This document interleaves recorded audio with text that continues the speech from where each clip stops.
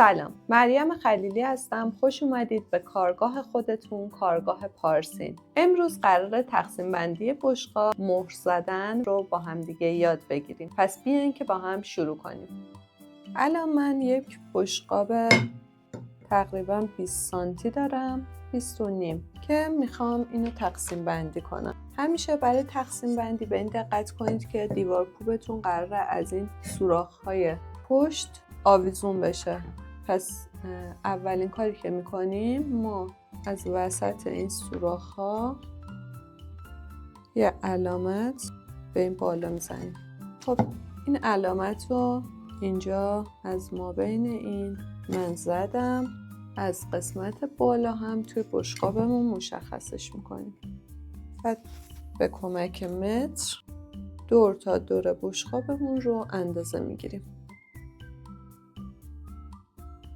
دقیقاً 65 سانتی دور تا دور کارمون. 65 رو حالا تقسیم بر 2 میکنیم، میشه 32.5.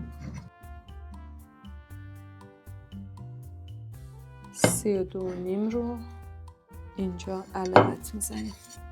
حالا از این دوتا علامت یه خط میکشیم. این میشه قطر دایره‌مون. حالا ما 32.5 رو تقسیم بر 2 میکنیم. با همین خطکش میشه 16، تقریبا میشه 16.25. این عدد رو دوباره علامت میزنیم. خب این طرف رو علامت زدیم. این یکی سمتم دقیقا 16.25 رو علامت میزنیم. حالا دوباره این دوتا خط رو به هم دیگه وصل میکنیم. حالا که دوتا قطر رو کشیدیم و مرکزمون مشخص شده، ما راحت تره که به کمک نقاله زاویه 45 درجه هر کدوم رو پیدا کنیم و این زوایا رو شعاع‌هاشم بکشیم. ولی من الان نقالم رو پیدا نکردم و باز میخوام به کمک خطکش ما بین اینها رو هم پیدا کنم و خط بکشم. این یه ربعش، یک ربع دایرمون 16.5 بود. وسط 16.5 تقریبا میشه 8.1 میلیمتر. 8.1 میلیمتر. واسه هر 4 قسمت اینو تکرار میکنیم. دوباره این خطها رو به هم دیگه وصلشون میکنیم.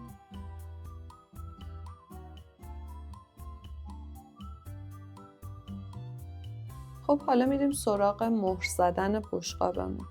مهرها کلاً مهره ژلاتینی که توی بازار هستش به صورت برگ هستش و به فروش میرسه. شما وقتی اینو تهیه میکنید فقط کافیه که ترهاشو به کمک قیچی از همدیگه جدا کنید. تک تک ترها رو باید با صبر و حوصله از همدیگه جدا کنید.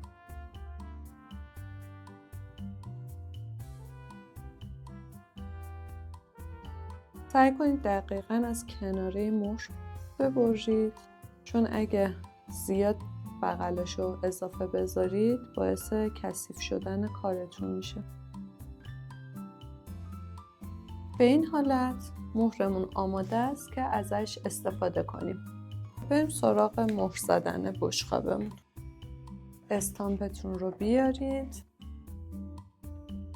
مهرهای ژلاتینی یه خوبی که داره اینه که شما به راحتی میتونید اون طرفش رو ببینید و با این خطهایی که به عنوان راهنما برای تقسیم بشقابتون زدید اون رو هماهنگ کنید. حالا مهرمون رو داخل استامپ میذاریم. البته قبلش من فراموش کردم حتما دستکش بپوشید چون دستاتون جوهری میشه. بعد قشنگ همه قسمت‌هاش رو داخل مهر فشار بدید. حالا این رو روی کارمون میذاریم. قشنگ دقت کنید، از بالاش نگاه کنید که مرکز کارمون باشه. تا زمانی که فشار ندید نگران نباشید، این مهرها ردشون نمیفته. خب اینو من گذاشتم. حالا نگه میدارم با یک دست و با یک دست همه قسمت‌هاش رو به این شکل فشار میدم. قشنگ همه قسمت‌ها رو فشار بدید که بیفته ردش. مرکز رو که انجام دادم، حالا میخوام برم دور تا دور بشقابم رو حاشیه بندازم. برای اون قسمت‌ها هم مهر داریم. این مهرها رو به این صورت توی قسمت حاشیه کار میکنیم. خط بالاییش رو به عنوان راهنما خط بالایی بشقابمون هماهنگ میکنیم و شروع میکنیم به مهر زدن. اول خط بالاش رو قشنگ با بالای بشقابمون هماهنگ میکنیم، بعد نگه میداریم و فشارش میدیم. همونطور که میبینید حاشیه‌مون به این شکل میفته.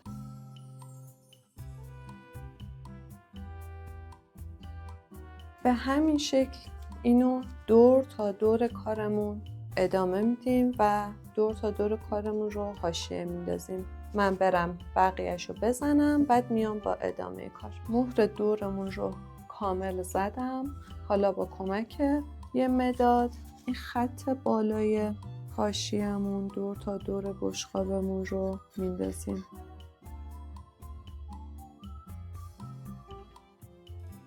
هر جای طرحمون هم دیدید نیافتاده، با یه مداد میتونید اصلاحش کنید.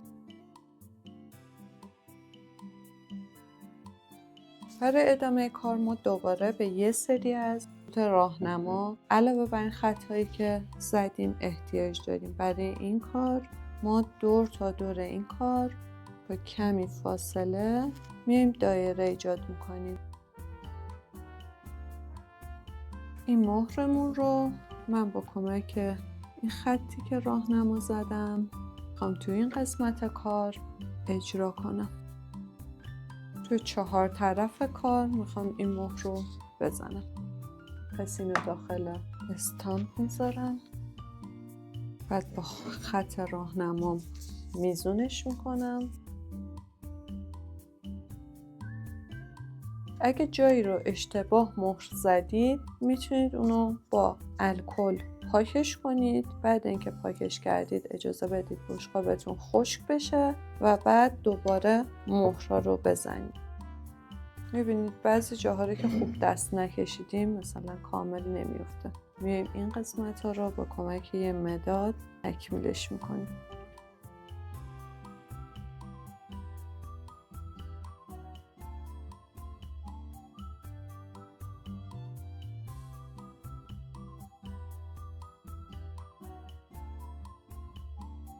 خب حالا میخوام مهر بعدیم رو ما بین این مهرهایی که زدیم کار کنم.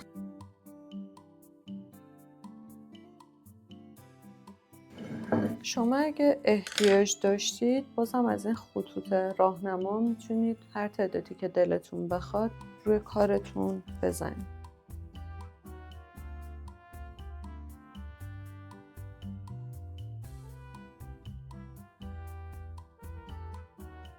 حالا فضای ما بین این مهره رو با مهرهای کوچیک‌تر میخوام پر کنم. من یه سری از مهرهای ریزمو که از این اندازه این مهرها ریزتره، برای اینکه راحت‌تر بتونم روی کار اعمال کنم این سرنگا رو داخلش رو در آوردم، بعد به انتهاش چسب زدم و اینجوری دسته درست کردم برای مهرهای ریز که راحت‌تر اعمال میتونم بکنمش. میبینید چقدر راحت اعمال میشه، در صورتی که وقتی اینا رو بهشون قبلا نزده بودم کلی چالش داشتم و دستم کاملا جوهری میشد.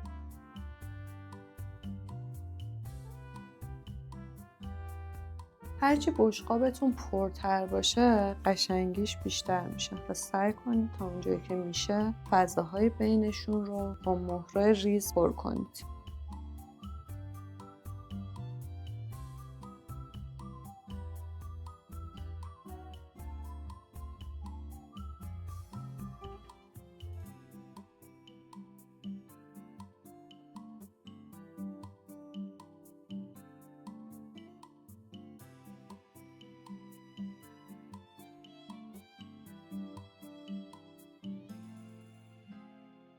اینم از طرح نهایی بشقابمون که آماده شده تا ما شروع کنیم به کشیدن سیاه قلم. امیدوارم که از این ویدیو خوشتون اومده باشه. پس حتما با لایک و کامنتاتون ازمون حمایت کنید تا انرژی بگیریم. بهتون توصیه میکنم که ویدیوی بعدیمون رو از دست ندید.